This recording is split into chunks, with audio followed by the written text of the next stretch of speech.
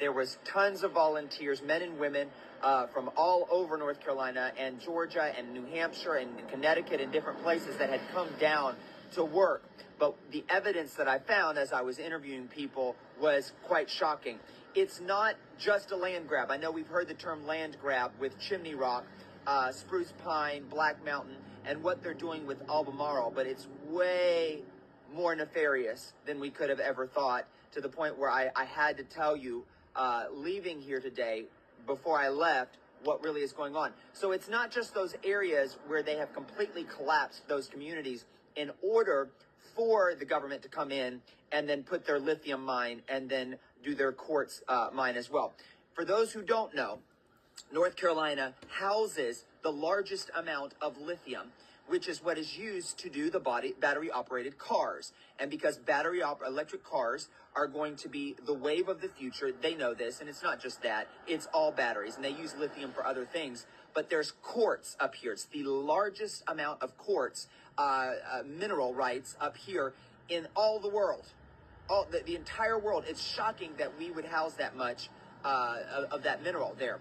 But they use the quartz for the little computer chips, which are used all over the globe. So we're wanting to bolster our chip production here. That's been a big thing in government, talking about that, because our deals across the sea is not working out. So we are wanting to do the manufacturing of chips here in America, and what they need for that is quartz, and North Carolina houses the largest amount of quartz. So you can kind of see why the government is interested in places like Chimney Rock, Spruce Pine, Black Mountain, Lake Lure, all those areas, because that's where the mine is.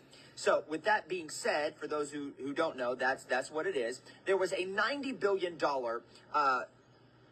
plan put into place by Albemarle. Their corporation office, the main corporate office, is in Charlotte, North Carolina. Now, Albemarle is an energy company. That's what they do. They dig, they drill mines, and everything surrounds their company, and their mission is energy, energy production. So they did a $90 billion deal with the government. Douglas Emhoff, the husband of Kamala Harris, is in fact one of the top investors. They are run by BlackRock, Vanguard, and State Street. Okay, those are asset managers here in America. And they are going to make, when they put the lithium mine in Chimney Rock, $120 billion. That's what they projected on their website. Okay, the data, the evidence is all on their website. All you got to do is a little bit of research. Okay, so I'm not telling you some sort of conspiracy theory. It's a real conspiracy. So with them clearing out Chimney Rock, we couldn't even get to Chimney Rock. They have blocked off, the government has blocked off all the main roads leading into Chimney Rock. So we couldn't even go and look. But we went to places like Swannanoa and all the other places. We've already talked about on some of my lives about weather modification, so I don't need to go into the details of that. But some of the news of people who lost everything in Burnsville, people who lost everything in Swannanoa, was this. Listen to this. The government has come in, and they've offered them money for their land. $2,500 per person, to be exact. They will not allow these people to go back on their land, the ones that lived, okay, to go build. They are saying, you either take the $2,500 check or you get out with nothing. Are you understanding what I just said? The government is buying the land wholesale everywhere. Not just Chimney Rock, not Spruce Pine, not just where the mine is going to be. They're buying up in Burnsville. They're buying up in Waynesville. Everywhere where they lost their entire home, the government is confiscating the land and giving them a $2,500 check. It's a statewide land grab. And then the news, the local news, just reported that Governor Roy, good old Democrat, Governor Roy, decided that they were going to buy up whole communities that were devastated for pennies on the dollar due to climate change. That was in the local news. So another thing is that people are wanting, they have brought construction companies from all over because the government is not doing it. This is a job for FEMA. If FEMA was actually operating the way they're supposed to be operating, they'd be feeding the homeless. They would be rebuilding homes, but they're not doing any of that. They built, just recently found out from Ann Vandersteel's news, and I was going to go see it and we couldn't get in to see it, that they have built a large FEMA camp up in Chimney Rock. They're bringing in 700 FEMA armed agents to that camp to stay while they go through Chimney Rock doing what they're doing for the government. They're not here to help the people. And with the government giving them pennies on the dollar for their land. The insanity that's going on here is so highly, number one, unconstitutional, highly illegal. It's criminal. It's criminal behavior coming from none other than the government of the United States.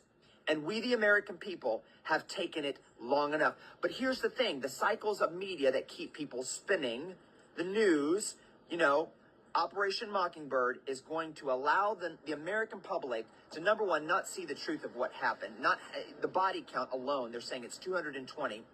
There has already been reports of 11,000 body bags that have been ordered for all of the different areas that were affected. So that's 11,000 dead people, allegedly, okay? I was hearing reports from different areas of 4,000 here, 2,000 here, 5,500 here. The numbers are astronomical that are gone. They're missing. And here's another thing that I found out. Insurance companies, for those that survived, are not paying out either. You want to know why they were quick to remove the bodies and bulldoze the land in Chimney Rock and in Spruce Pine and all the other areas? Because insurance companies did not want to pay out for the loss of those loved ones. So their loved ones can no longer do insurance claims. So let's say your children lived and you died in the flood. Those children cannot get an insurance claim because without a body, you can't get a claim. None of the insurance companies in the state of North Carolina are paying out for these missing people that we know are presumed dead. So these people in Western North Carolina have been, number one, devastated. Their land is being grabbed out from underneath them, and then they're not getting their insurance claims. This is so foul up here.